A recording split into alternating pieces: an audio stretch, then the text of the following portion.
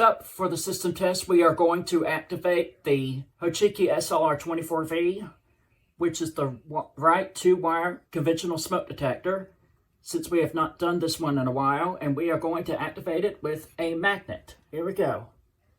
3, 2, 1.